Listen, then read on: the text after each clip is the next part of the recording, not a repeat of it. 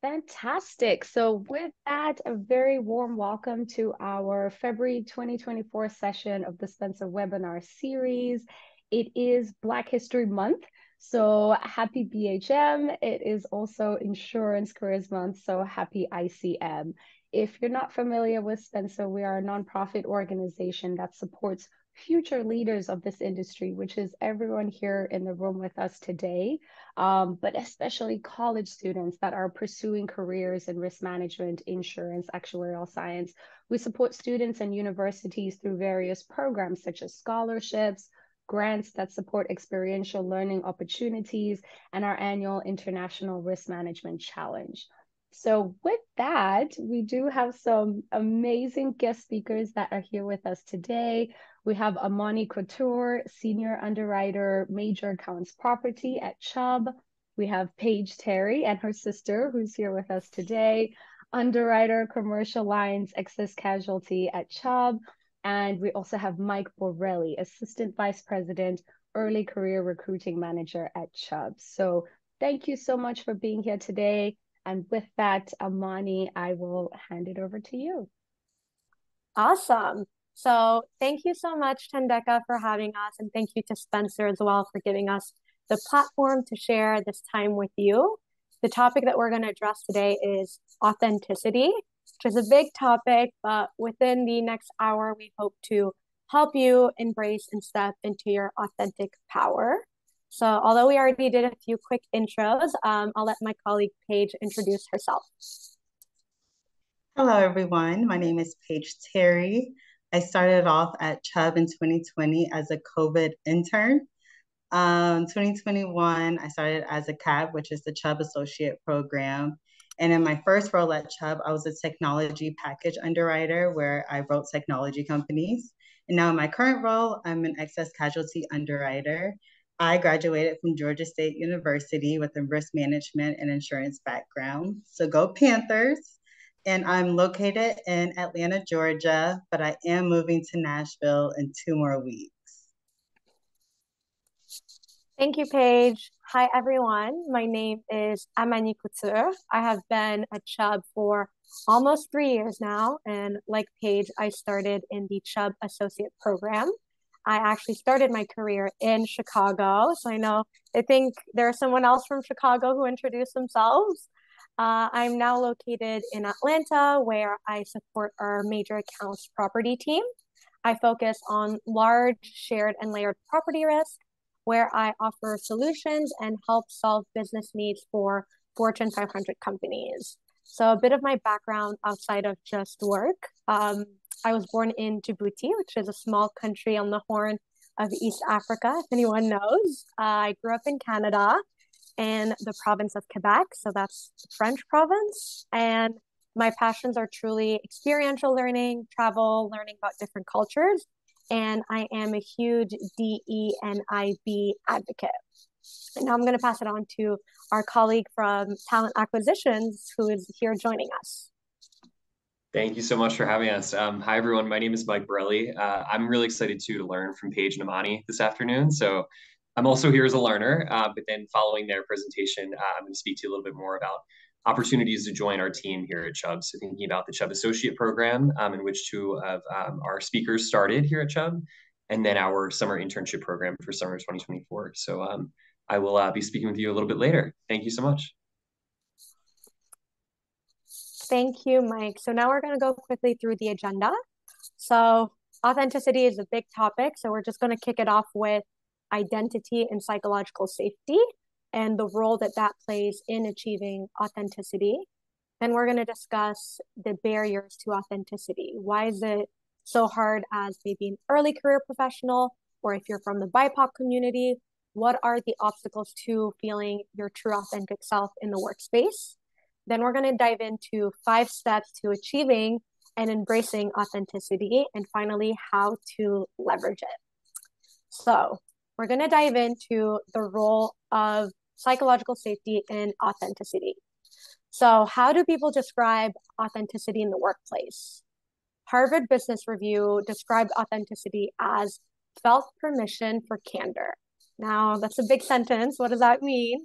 That essentially means that you feel comfortable in the environment that you're in to be able to fail. And failing is important and critical in psychological safety.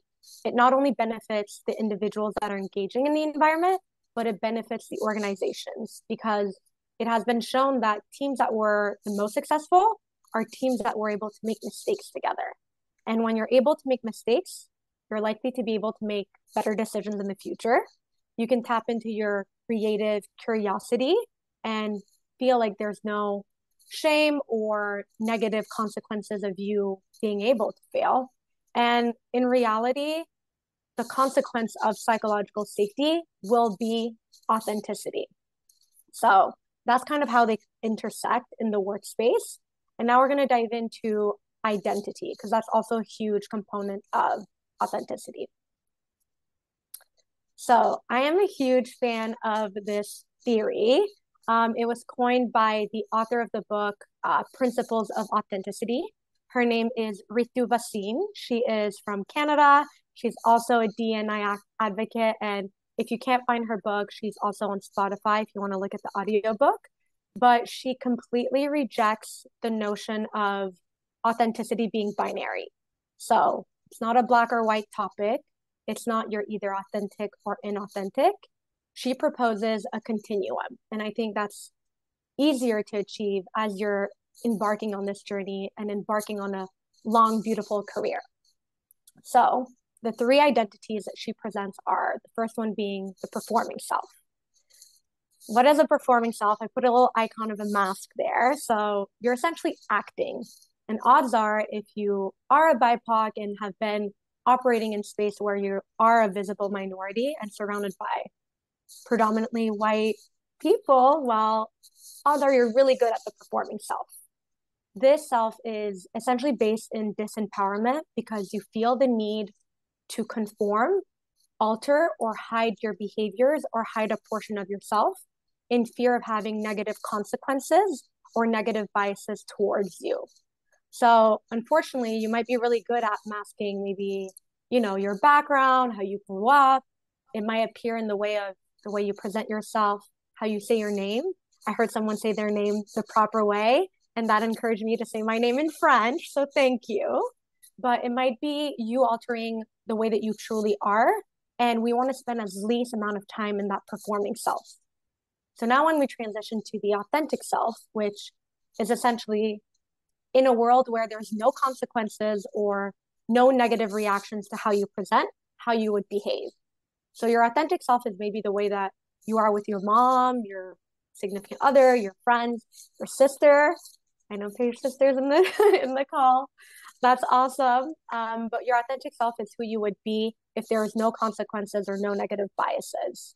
And that's really hard to achieve when you're entering a space for the first time, when you're maybe the only one, or you're breaking barriers that maybe you and your family didn't break or enter in. So being your authentic self, there might be threats, and it's really, really difficult.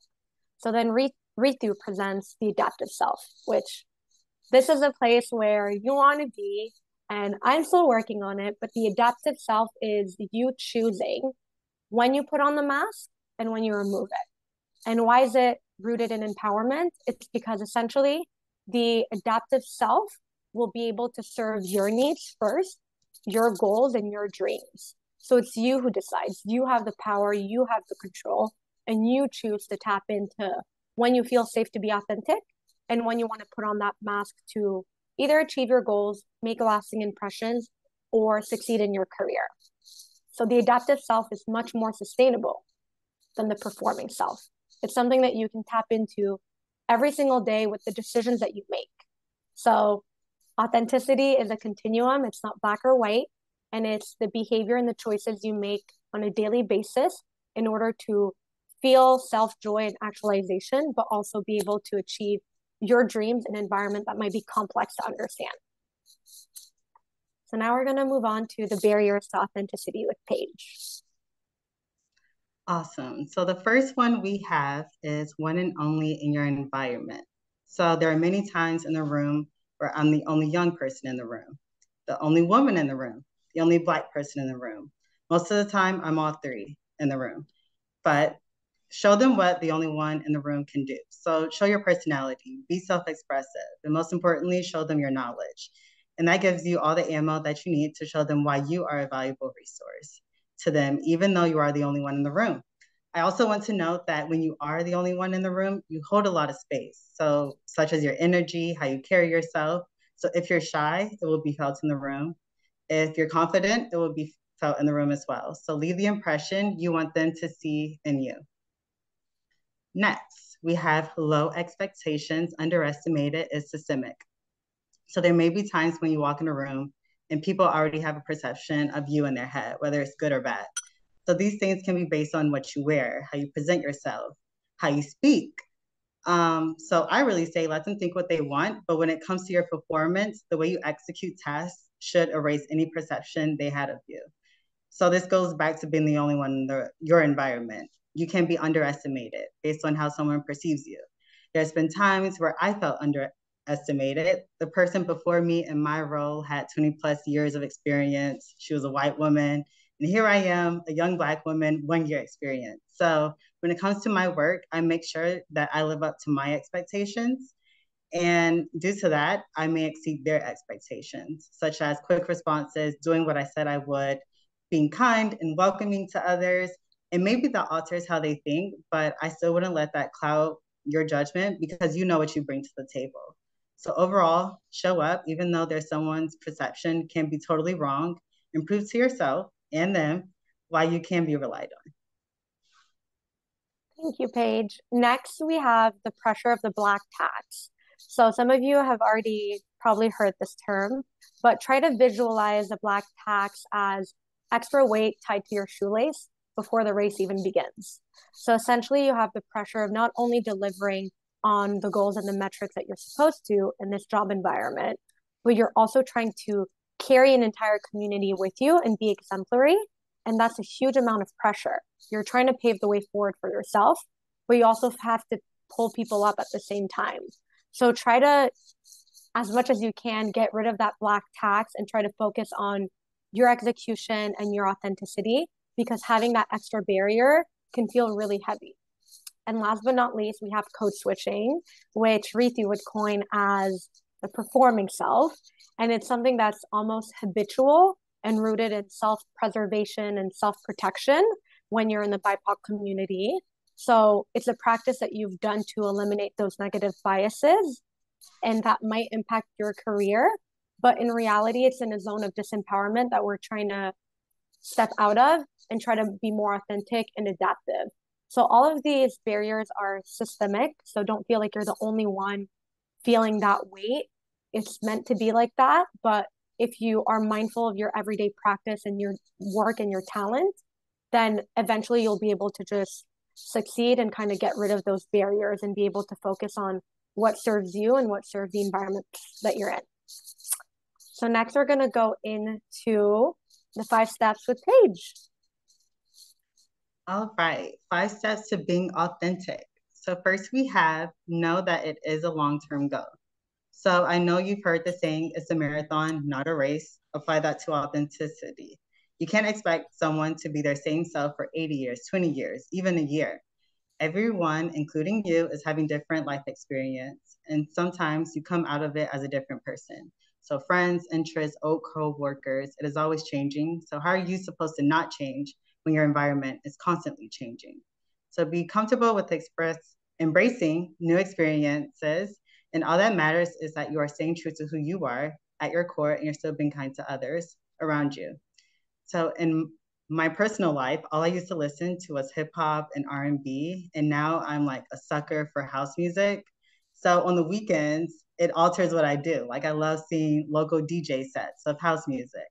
So all that to say, nothing is set in stone, and be okay with changes coming in your life that alter what you felt used to be right. So next is build your personal brand. So what makes you you? What's your interests, values, hobbies? What sets you apart from others? A good example of this, I feel, is social media today. I know most younger generations and older people are on social media, and I feel I am watching the same thing on a loop. Most people are dressing the same, wearing the same hair, going to the same restaurants. People are even sounding the same to me. And I'm seeing it being replicated in real life. And trends are a big thing right now. And it's starting to show that there is a lack of individuality. There are times I had to log off and be present in life itself and reflect on things that truly bring me happiness and calmness outside of social media. So I also had to check myself to see if I'm following a trend or am I staying true to myself. So with that, what sets you apart? What makes the true you, you? Next, we have develop your listening skills. My sister plays a role in this discussion. So how can we learn if we don't listen? Be a sponge and soak up all that you hear. Learn from others' experiences and their stories. I remember I was being trained by one of my coaches, and she traveled with me on agency visits to introduce me to brokers and the producers and learn how she delivers messages to them. On the first day of meetings, we were all sitting at a table with brokers, and she was doing all the talking. And I was thinking to myself, like, what am I bringing to the table? What am I offering in this moment? Will I be memorable? So imposter syndrome was creeping through me. The next day, my sister called me and I told her how I was feeling. And she said, well, aren't you there to learn from her? Allow yourself to learn from her, take notes, and that will prepare you for success when it's your time. So that's what I did. I took my sister's advice and I sat, took notes, and listened to them at the meeting. So what matters in those moments, though, is that you made it to the table. You had the opportunity to observe and hear from professionals. So always be willing to just be a student in some situations and allow yourself to be taught. Next, we have admit when you're wrong and being okay with failure. So being able to admit when you're wrong is one of the most important steps to succeeding. How will you learn if you're always doing something right? Be okay with not knowing everything. Learning how to fail or be wrong or how you recover from failure shows someone if you're teachable or not. So failure isn't the end of the line. How you handle failure is more important. So are you beating yourself up after failure and thinking negative thoughts about yourself? If so, that won't get you anywhere and you're just digging yourself a deeper hole. Instead, ask yourself, how can I fix it? And be grateful for the learning experience. After all, everyone has been wrong or failed at some point. These are just human moments. Last but not least, embrace feedback and give feedback. Welcome good and bad feedback. Taking in someone else's perspective on what they're seeing that you probably can't see for yourself only leaves an opportunity for growth or to continue to do better and see what you can need to do to work on. And when you are being asked to give feedback, it is a great way to showcase how you think and your perspective on things and to show your leadership skills. With that, I'm going to pass it back to Amani. Thank you, Paige. Okay, next we're going to go into this section of how to leverage this authenticity. So I want everyone to write in the chat if you've ever been told, just work hard and things will work out. A lot of us are taught, just put your head down, do the work, yeah, do the work, and doors will open up for you. And in theory, yes, but in reality, the pie theory came about and it shows that there's so much more to success in the workplace than just your work performance. So yes, I'm not telling you to not learn your job, not master your craft. That is very important, but there's a whole opportunity within that rest of that 90% equation that goes into success. So we're going to dive into the second attribute, which is your image. And I'm not talking about the clothes or your makeup or your hair. I'm talking about when people say your name, what are the feelings that are being brought up? What do people feel when they think, oh, Paige? I think of someone who is loyal, someone who delivers on her work, and someone who holds herself to a level of professionalism. That's what your image is, and that's where your authenticity can shine. Next, we have that 60%, which is so important. It's essentially 50% of your success is rooted in exposure. And if you're here today, congratulations, you're already 10 steps ahead of where you should be. But that exposure is essentially the network that you have, because if you do a good job, you have a good work product and people think highly of you, that's great. But who's going to help you transition into the next step in your career if the only people who know about your amazing image and work product are maybe just your manager and your colleagues, right? You want to have people that will be able to speak about those attributes that you bring to the table in rooms that you're not in. So I really encourage everyone here to engage as much as possible. If you're going to start a job, they likely have, early career programs, and they have ERGs, and they have mentorship programs, coaching programs. I know at Chubb we do have all of those to our disposal, and that's how I actually met Paige. We met at a sisterhood conference. So make sure that you tap into that network, because that's what will propel you and your career, but also that 90% that's left is where you can show your unique skills, what you bring to the table, and your diversity might differentiate you from your peers. So there's a huge opportunity there within that pie theory. So don't think that you just have to put your head down, do the job. There's so much more that goes into your beautiful long career that you have ahead. And next, we're going to continue with leveraging authenticity with Paige. Perfectly said, Amani. Wow. So how to leverage authenticity continue. So first one, be comfortable with yourself and confident in who you are. So know who you are, know what you bring to the table, and know that you are supposed to be at the table. I feel confidence comes in different layers. So when it comes to your job, I feel your confidence can come from your knowledge, your leadership skills, your sales. So know what level of skill sets helps elevate you and speak to who you are. When it comes to your personal life, what does confidence look like? What are your hobbies? What values do you hold in your life? Next is take advantage of your position. So through each phase of your career, take advantage of the position you're in. So when you are in a new role, the most important thing for you to do is learn and be trained, ask questions, be curious, absorb all the information, diverse the people that you learn from to see whose learning style you like the most. If you're a manager, take advantage of elevating your team, because when your team looks good, you look good. So by mastering your position you are in now, others will realize the contributions you made as an individual or on a team, and will always bring you into opportunities, or your name will be thrown in rooms that when you're not there. Next, we're going to continue with always assuming positive intent and leading with empathy. So doing so really leaves room for curiosity. And that room for curiosity is what we talked about earlier with psychological safety.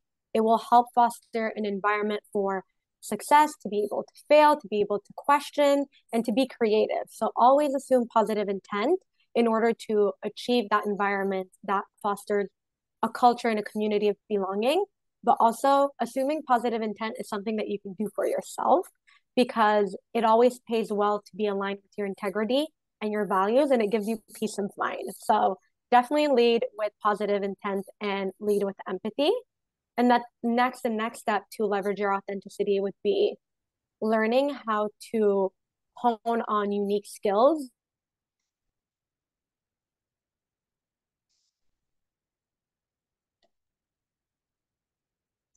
We lost you for a second, Amani. Is it just me? No. Oh, okay. I was like, maybe it's my computer. Oh, there you There are. you are. You're back. Oh, we lost you for back? Just a second. Yes, you're back now. Okay, yay. Was I at the cross-cultural communication portion? Yes. Okay, awesome.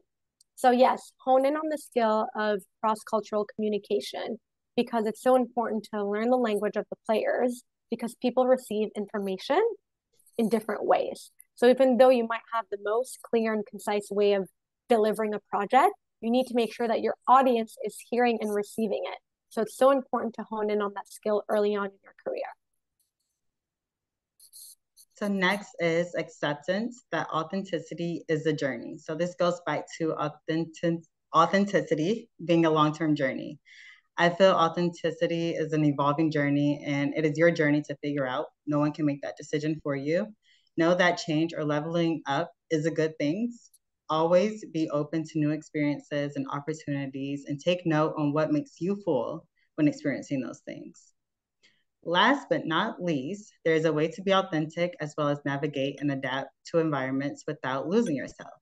So it's very important to not lose yourself when you're in a new environment. I know corporate America has a lot of standards on how we present ourselves in professional settings. I agree there should be a difference in how you show up to work from when you go to get bottomless mimosas with the girls. There is a distinction from the two, such as why would you wear your corporate wear to bottomless mimosas on Sundays? And the same goes for discussions that's happening at the table. You're not spilling the hot tea at brunch you had with the girls with your clients.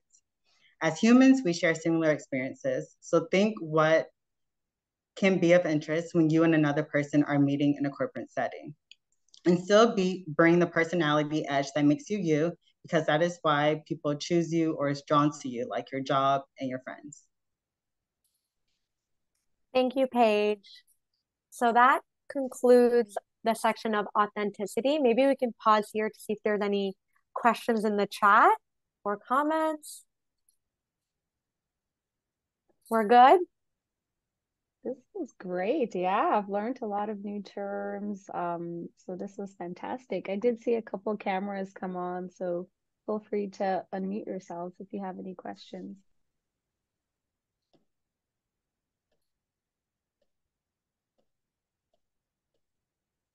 Okay, maybe we can pass it on to Mike for his section.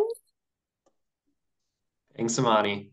I first just want to pause and say thank you to both you and Paige for such a fun, first and foremost. I don't know if you saw me on camera, but I got a lot of laughs out of some of the just examples that you shared. I thought it was really, just relatable. So thank you for that. But also so many great nuggets of wisdom and different kind of things to think about. So I have a lot to reflect on with that too, and really appreciate that. So thank you for all of the just lived experiences and life lessons that you've shared with us. Appreciate it.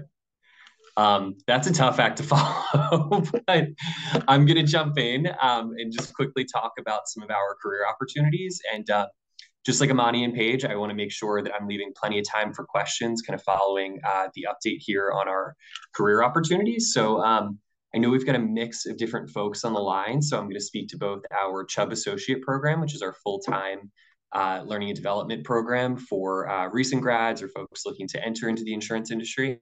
And then our summer internship program, which is open to any students who are either rising sophomores, juniors, or rising seniors. So Amani, if we could please jump to the next slide, I'd appreciate it. I always feel bad when I'm not doing my own slides. I'm like, I don't want to sound bossy. Next slide. You're good. Thank you. I appreciate it. So this slide here, really all this is trying to say, right, and this will help to kind of set the scene for the two programs I'm going to speak about. Chubb is an organization of almost 40,000 in total. We're a global company. So, as much as we have two representatives from our underwriting sides of the business today, there's so much else that happens across the organization. I'm a St. Joe's grad, as I kind of mentioned in the chat there. I know we've got some Hawks in line too, but love everyone from all schools, but go Hawks. But so for me, right, I work in human resources. I knew nothing about insurance before I came. And if you were to ask a large majority of the folks we have working here at Chubb, they did not study insurance. They had no idea what insurance was before. So I invite you all, I'm sure most of you have at least a minor or maybe some classes that you're focusing on risk management insurance with. But if you're kind of found your way to this webinar and don't have any of that experience, please don't shy away from our applications. We hire all majors. We hire, anywhere from English majors to environmental science majors. So it really runs the gamut when it comes to our early career hiring. With that too, so we have a bunch of different opportunities that fall within our Chubb Associate Program and our internship program. So the Chubb Associate Program, as we affectionately refer to it as CAP, you'll probably hear CAP often as we talk about these roles. You could be a CAP in underwriting, you could be a CAP in claims, you could be a CAP in risk engineering, you could be a CAP in accounting and finance. We've even had CAPs in human resources. So think of the Chubb Associate Program as kind of this like umbrella program for all of the different groups that are hiring early career talent into the organization within it. So same thing for the internship, right? Like, so you could be an actuarial science intern. You could be a personal risk services or a PRS intern here with us for the summer.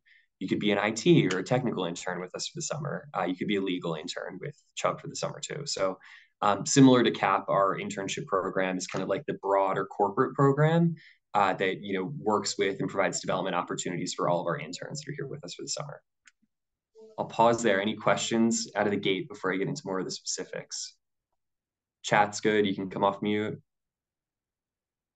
Twins. Thanks, Liam. That stands for the Hawk Will Never Die, if you don't know St. Joe's. Thank you. I had no idea what no more, that acronym was.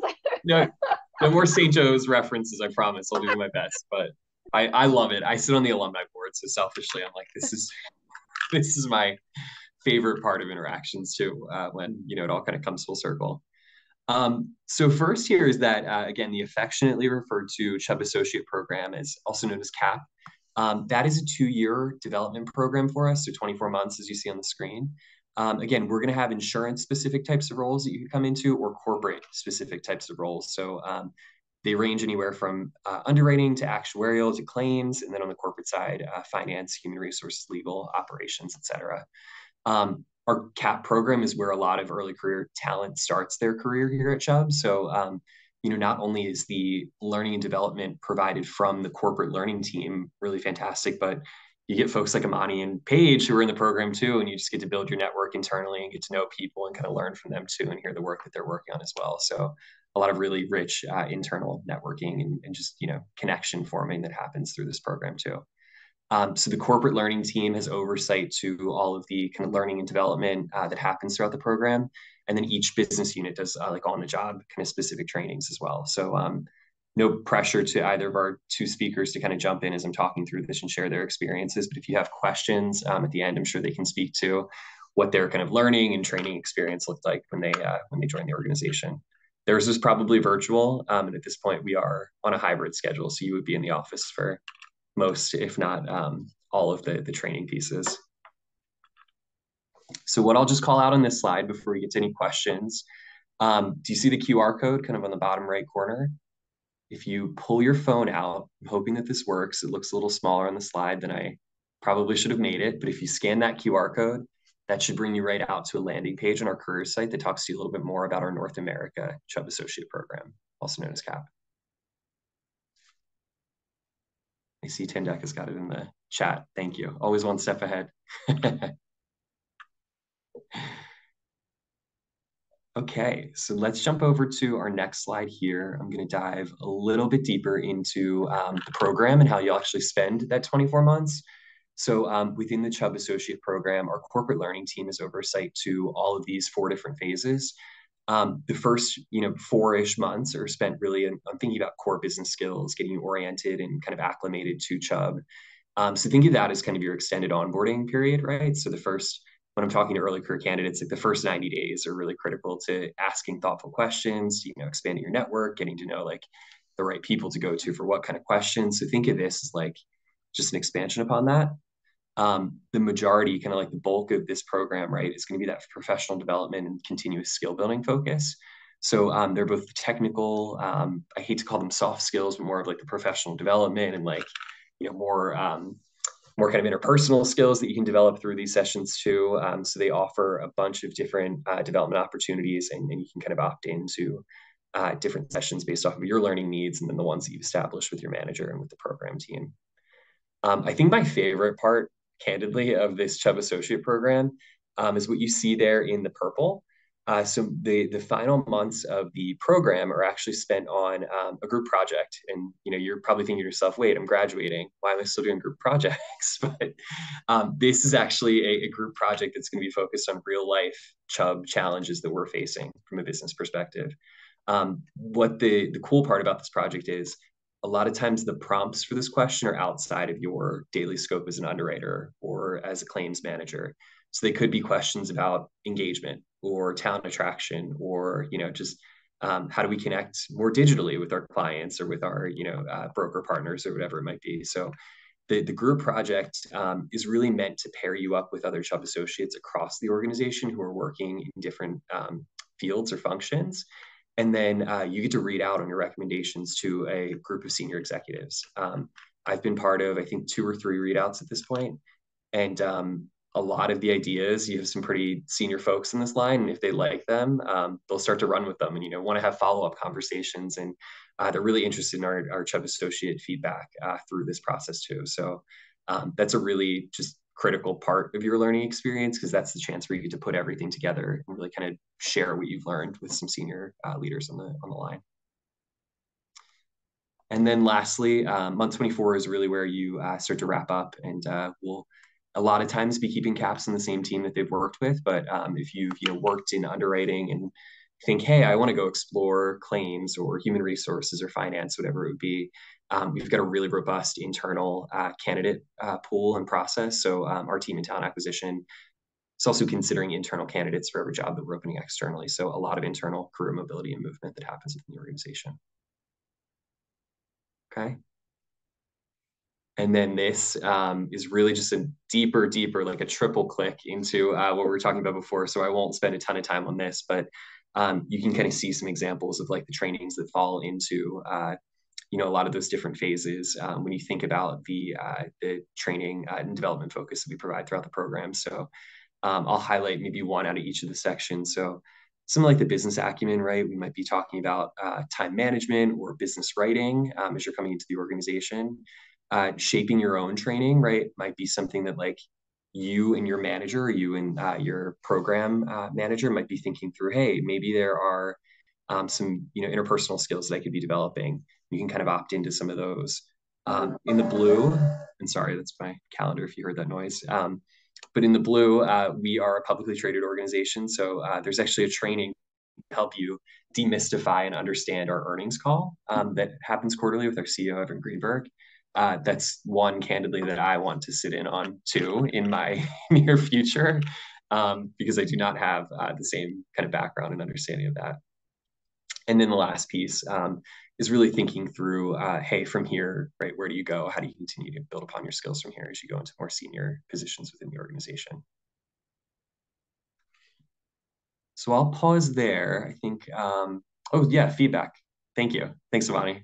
I'm forgetting all my slides here. So our next one, just some quotes from some of our current Chubb associates. So I won't read through all of these, but we've got some really just, great feedback and some thoughtful statements from some of our current Chubb associates who might have interned with Chubb as well. They might have just come out of, their undergrad right to Chubb after graduation. But I personally, having worked in the early career space, even before coming to Chubb, I have known about the Chubb Associate Program and just how highly regarded this training is. So you'll get to see a little bit of that from them there. I actually recognize one of the Do you? faces. Yeah, Angelina Lamb, the last one Oh, nice. Spencer Scholar as well. Awesome. So, yeah, nice That's to great. see her. Yeah. This might be a good time to pause for questions as well. I know I saw some cameras coming on and off. Yes, Kasioki, go for it, please. Thank you, Tandeka. My question is to Mike. I know Chubb is a global firm, so do you hire international students in CAP and internships? Yeah, it's a great question. So for the majority of our North America opportunities, we unfortunately are not able to provide visa sponsorship. And the question that's asked through our application process is if you'll require visa sponsorship or support obtaining work authorization now or into the future. So for, again, most, if not all of our North America-based or US-based Chubb Associate and intern roles, we're not able to hire international students. But what I will say, a lot of our global locations as well are hiring early career talent. So if you have work authorization in a country in which we have an office, you can find those offices and locations and their career postings right off of our job site as well. We have Chubbs that sit out of Bermuda and Canada and, Asia Pacific and Europe and Australia and all these different places around the world because our entire global organization really sees the value of early career candidates. Thank you. Okay. Yeah, thank you. Good question. Any other questions out there about careers with Chubb? No other questions. Okay. I'll just flip over to same information about the internship, right? Different QR code there on the bottom. So if anyone's an intern candidate, give that a scan and that will drop you right to our landing page. See, the biggest difference, right, between our internship and the Chubb Associate Program is just the time duration. So, and the candidate profile, right? So Chubb Associate is for those who are graduating in May of 2024 or have graduated already. And then our internship program is for anyone who has continuing semesters of school to kind of head back to after the summer of work here with Chubb. But you can intern, across the country. You could intern across a bunch of different business lines, just like you can with Chubb too. Or I'm sorry, with the Chubb Associate Program too. Similar focus on learning and development, right? But it's again the scaled down 8-week version of the 2-year program.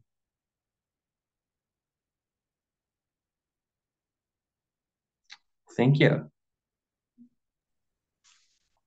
So that wraps it up for us. Thank you so much, everyone, for interacting and listening to us. Thank you guys so much. This was amazing. Mike, Amani, Paige, thank you guys for hanging out with us for an hour and sharing your knowledge and telling us more about the company. This has been really insightful. If there are no other questions that are out there in the group, I guess I'll take one last pause for questions before we wrap up. If there are any, I do see some people commenting, thank you so much in the chat box. Fantastic. I see, thank you, very informative. So we do host these sessions monthly during the spring and fall semester. So our next session is going to be on Thursday, March 14th from 1 to 2 Eastern. And our presenting company is going to be Sedgwick. We're going to learn about career opportunities within the insurance industry. Oh, I do see a question in the chat box. So this one is from Tolu. And Tolu's asking, are there any opportunities for recent graduates on the same page? What do you mean by on the same page? Go ahead. I don't know, Tolu, if you're able to unmute yourself or ask, but go ahead, Mike, if you already know the answer. Well, I wonder if the question is the same page that the QR code is bringing you to, that we had up on the slides. And if so, yes, our Chubb Associate Program welcomes applications from recent graduates as well. We typically look for, unless we're less focused on the graduation date and more focused on, hey, how much experience have you had to date, right? So we have people who have been, teachers for 10 years and then decide that they want to come to insurance, or nurses and want to do a career change and come to insurance. So all are welcome to apply to the Chubb Associate Program if you're, looking to make that entrance into insurance and have, I'd say, about 2 to 3 or less years of corporate experience under your belt already. Good question. Awesome. Yeah. So I see, thank you in the group chat. I enjoyed your presentation. Thank you so much. So fantastic. Thank you guys again for hanging out with us for an hour. And for everyone else, I will catch you next month on March 14th. Enjoy the rest of the day. Thank you so much, everyone. Thank you, everyone. Bye. Thanks for having us.